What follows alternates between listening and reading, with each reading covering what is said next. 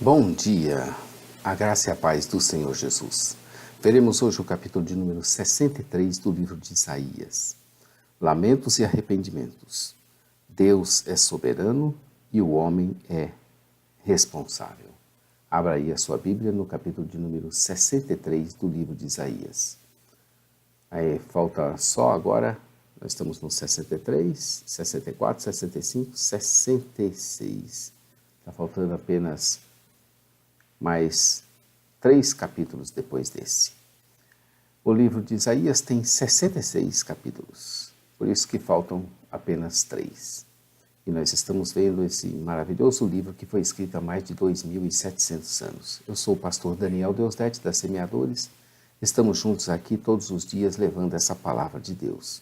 Esse nosso projeto com a Bíblia começou em 2016 e vai até 2019.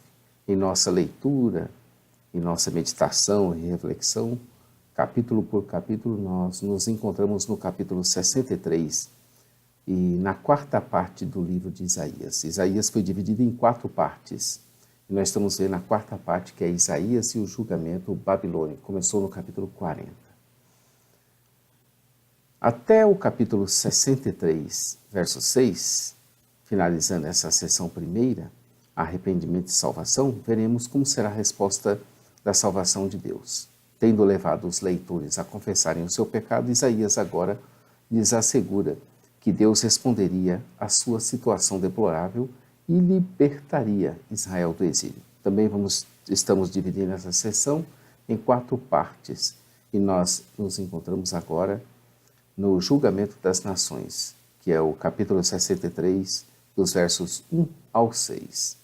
É importante frisar que desde o primeiro verso do capítulo 60 até ao verso 6 do capítulo 63, magníficas profecias sobre o futuro dourado de Jerusalém encontram seu cumprimento hoje na Jerusalém celestial, isto é, na Jerusalém lá de cima, e terão o seu cumprimento definitivo nos novos céus e na nova terra, quando Cristo voltar. E esse será um dia bem glorioso da sua volta, muito esperado por todos os que nele creem, e os que nele esperam, e os que o obedecem. Então vejamos o julgamento das nações, capítulo 63, do verso 1 ao 6. A recomendação é que você abra sua Bíblia para você fazer uma leitura prévia antes de nos ouvir. Confere aí, ou então, se você preferir, também entre nosso blog site jamaisdesista.com.br, onde você vai encontrar a parte escrita dessa narrativa. No capítulo anterior, vimos uma breve descrição da gloriosa Jerusalém futura, em que a cidade se tornou o foco enquanto Isaías descrevia as promessas de Deus quanto à salvação do exílio. Aqui nos próximos 6 versículos, veremos o julgamento das nações.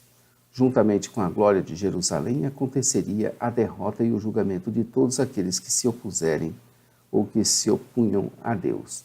Isso realmente é terrível. É como o caráter duplo da pregação que em determinado público gera vida, em outro, juízo. Quando você está pregando a palavra de Deus, alguns creem. Esses são aqueles que a palavra de Deus alcançou. Os outros, como não creem, eles endurecem o coração. Essa palavra de Deus será de testemunho contra eles. Quem é este que vem? O mesmo que viria ao seu povo com salvação, também viria para julgar os outros. Edom de Bosra, cidade edomita, localizada a cerca de 40 quilômetros a sudeste do Mar Morto. Ele aqui é o representante das nações ímpias e orgulhosas. Ele está de vestiduras escarlate e glorioso em seu traje, marchando na plenitude da sua força, falando em justiça e poderoso para salvar. As suas vestes estão assim vermelhas, porque sozinho pisou o lagar da ira de Deus. Ninguém houve com ele capaz de pisar no lagar, verso 3, e esmagar no seu furor os rebeldes e contradizentes, os filhos do diabo, cheios de toda perversidade e maldade.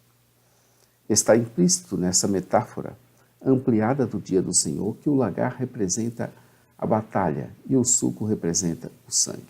Essa passagem é aplicada a Cristo, que em Apocalipse 19:15, porque a sua segunda vinda será o clímax do julgamento de Deus contra os seus inimigos. Ele contrasta no verso 4 o dia da vingança de Deus com o ano da redenção dos redimidos. O julgamento e a redenção caminham lado a lado. Um não pode acontecer plenamente sem o outro. O mesmo se dá, como temos falado, pregado e ensinado, que a pregação tem a função dupla, tanto de salvação quanto de testemunho por causa do juízo de Deus. Apesar de procurar, não houve quem o ajudasse, e admirou-se de que ninguém o sustivesse, por isso que seu braço, o poder de Deus manifestado em seus atos de libertação e vingança, por isso que seu braço é que lhe trouxe a vitória, e foi o seu furor que o susteve. O fato é que os israelitas não tinham condições de corrigir por si mesmo a situação, de modo que Deus determinou-se a mediar em seu favor. A parte B, arrependimento e resposta, vai do capítulo 63, verso 7, até terminarmos o livro 66, 24. A partir de agora até o final, estaremos vendo o arrependimento e a resposta segunda, e assim concluindo o livro de Isaías. Neste ponto, Isaías repete o padrão básico de arrependimento e lamento seguido pela garantia de Deus de que ele restauraria o seu povo. As duas seções principais são o lamento e a resposta de Deus. Isto nos obrigaria a fazer a seguinte divisão. Lamento e arrependimento, começaremos a ver agora.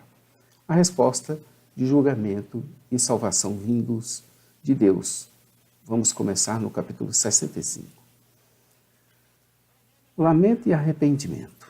Isaías fornece aqui um lamento modelar para levar os exilados ao arrependimento. Isaías fez uma proclamação pública dos atos poderosos do Senhor no passado.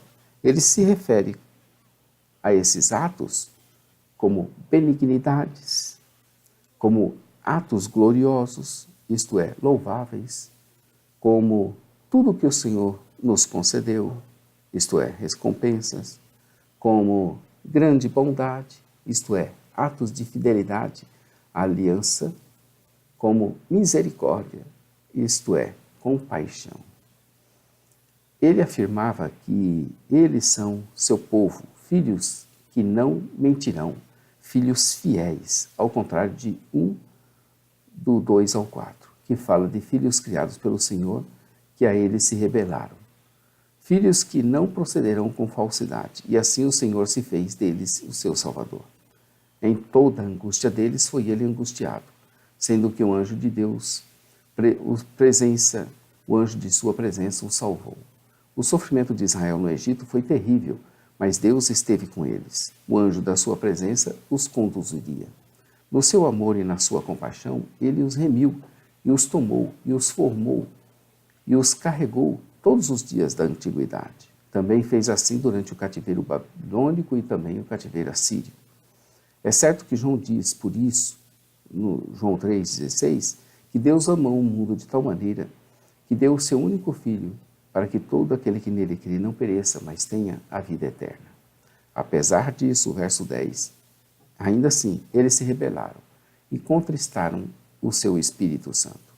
Quando o povo de Deus se rebela com ele, isso traz tristeza e dor ao Espírito de Deus.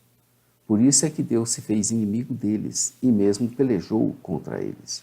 Em meio ao sufoco e às lutas por causa da rebelião, se lembraram do Senhor e dos dias da antiguidade, do período do êxodo e da caminhada do deserto, do Mar Vermelho. Moisés foi pastor de rebanho. Jesus é nosso pastor. Eles perguntaram onde estava aquele que pôs no meio deles o seu Santo Espírito Santo, fazendo uma alusão a Números 11, de 17, e também Números 11, verso 25. Continuavam a se lembrar do braço glorioso, verso 12, fazendo alusão a Êxodo 15, 6 e 51, 9. Do Senhor, fazendo alusão do Senhor que fendeu as águas diante deles para fazer um nome eterno para si mesmos.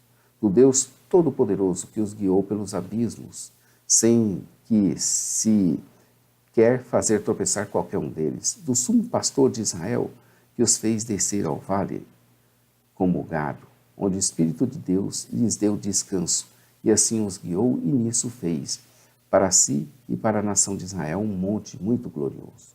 Depois dessas lembranças do Deus de Israel, eles fazem uma cobrança forte a Deus, como se este não lhes desse a mínima.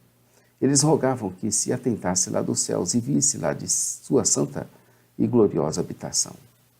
Onde estão, diziam eles, o seu zelo e as suas obras poderosas?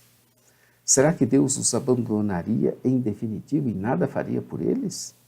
Teria Deus mesmo cessado sua ternura e estancado suas misericórdias para com eles? No desespero da situação, apelam a Ele como Pai. Deus sempre foi o Pai do seu povo. Eles são seus filhos por adoção. Nem Abraão, nem Israel eram como ele, o Pai. O Pai não se esqueceria dos seus filhos, ainda que Abraão e Israel o fizessem, mas ele, o Pai, não. Somente Deus é o Redentor, e somente Ele é desde a antiguidade. Assim, somente Ele também pode libertar. No verso 17, uma grande verdade teológica que dá nó na cabeça de muitos teólogos, não acostumados com a soberania de Deus, com a responsabilidade humana e com o fato de não termos livre-arbítrio, ou seja, não sermos capazes de agir contrariamente à nossa natureza.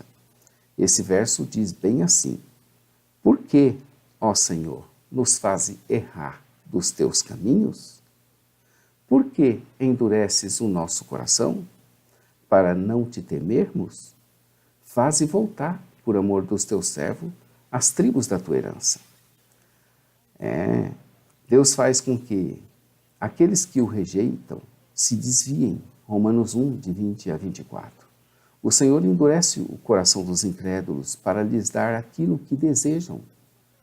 Portanto, tem misericórdia de quem quiser, e a quem quiser ele endurece. Romanos 9, verso 18. Isaías 63 começa: quem é este que vem de Edom, de Bosra, com vestidura tintas de escarlate?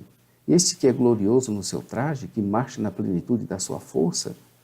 Sou eu que falo em justiça, poderoso para salvar.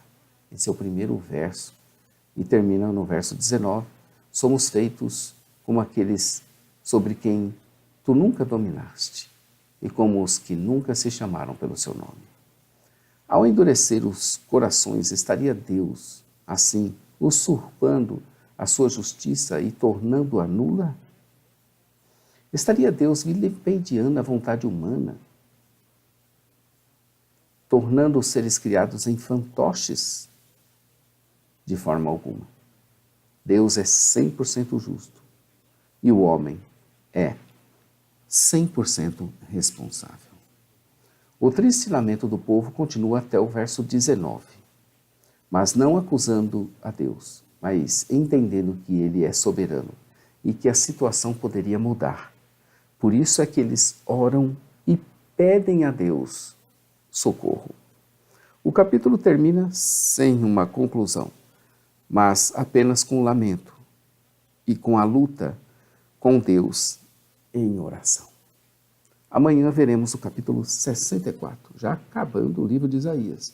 Deus é o oleiro e nós somos o barro. Não percam, amanhã o capítulo 64. Curta aí nosso vídeo, inscreva-se no nosso canal, conheça nosso blog e site Jamais Desista, onde a parte escrita dessa narrativa se encontra. Tem muito conteúdo e é necessário você acompanhar pela parte escrita.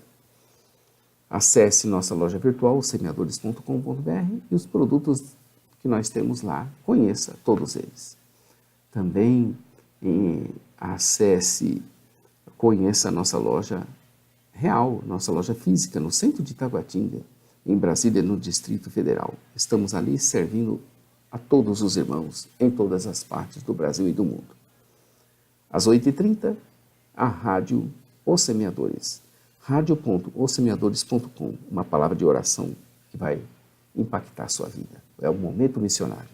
Aos sábados, no horário de 15 horas, pastor Johnny Ramos e a pastora Janira Ramos. A todos um bom dia. Maranata, ora, ora, vem, Senhor Jesus. Deus abençoe seu dia e sua vida.